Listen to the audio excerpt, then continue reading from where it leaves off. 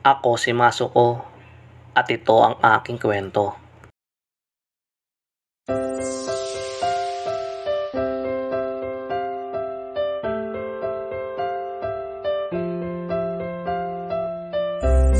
Mga kalapatids, ito yung isa sa mga raffle birds natin, no? Isa siyang cock. Ang bloodline niya ay Koopman, nakakross sa Stitch. Kung makikita nyo sa FB page, yung picture ko na kasama si Victor Kaingat. Bali, ang ibon na to ay napanalunan to sa One Love Race. Isa siya sa raffle birds. Actually, itong ibon na to ay grand prize to. So, isa sa pinalad. So, hindi pa siya nagagamit dahil nakapokus ako dun sa mga Bicentennial line ko. So, kayo na po ang sumubok at baka magbigay ng swerte sa inyo. Based on history ng ibon, sabi ni Victor Kaingat ay ang mga kapatid nito ay mga live sa PHA. Although ang ibon na to ay naka-entry sa NHPC. So, galing sa excellent ibon ni Doc Ayong ng One Love Race. Okay? Ito pa po yung isa sa raffle birds natin, no? So, isa po siyang cock. Ang bloodline po nito ay Saldi Garcia, nakakross sa Victor Lee. APR banded. Bali, ang ibon pong ito ay nadisgrasya sa training. Sumalpok, kaya hindi na itinuloy ilaro. Bali, yung kanyang kapatid, full sibling niya, nestmate niya, isang hen, 18 overall siya sa APR. So, ikinip na lang tong ibon na to dahil nga sa nadisgrasya siya at saka maganda yung ginawang performance ng kapatid.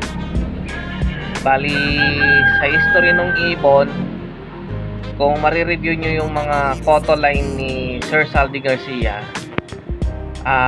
yung tinatawag nilang si Aura, yun ang nanay nito.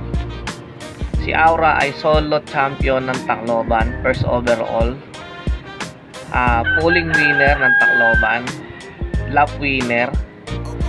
So, tatlong lap sa dulo, puro lap winner yung nanay nito. Kung marireview nyo si Aura, search nyo sa FB page ni Sir Saldi Garcia o kaya sa YouTube para makilala nyo kung sino si Aura. Ito mga kalapatids, nandito tayo sa Flyers Loop, no? Ito yung ibon na isa sa ipaparapol natin. So, isa siyang hen. Ang linyadang ito ay RBA. RBA is Richard Alocio.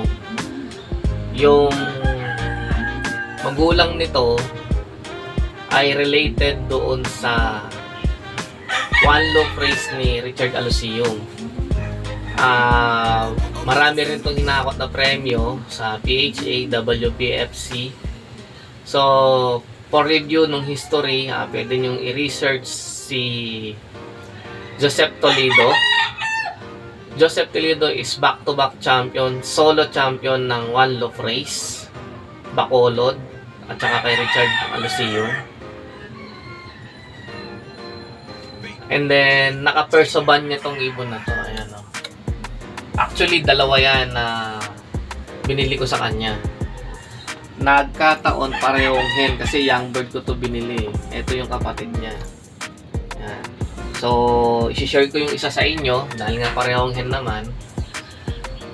Kapag na-reach natin yung 1,000 followers natin sa FB page, mag-i-start na tayong magparapol. And then, same doon sa YouTube channel natin na kapag naka 1,000 subscriber tayo. So, case-to-case scenario, malalaman natin kung ano yung nangyayari. Mapaaga yung raffle natin. Kung alin man sa dalawang page natin ang maunang mag 1,000. So, mas maganda kung sabay para hakot premyo ang mananalo. And then, ito nga pala yung loop. Dalawa yan dahil nga ako, hen at cock magkahiwalay. So, one of these mapapa sa inyo, pili na lang kayo kung ano yung gusto nyo, pero hindi kasama po yung backspurt sa loop lang.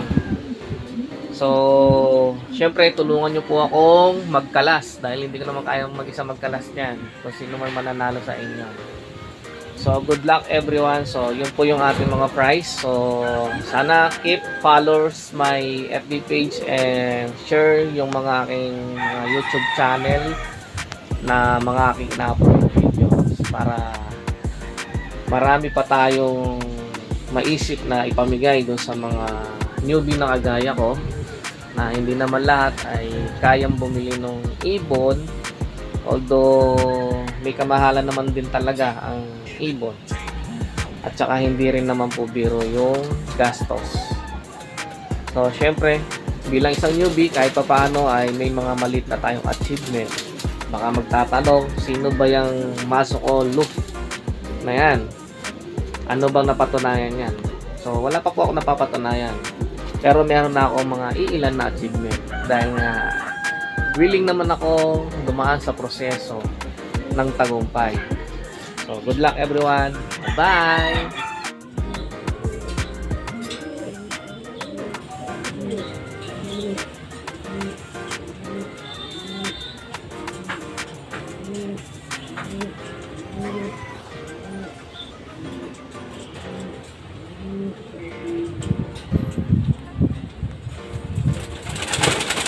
Entertainment.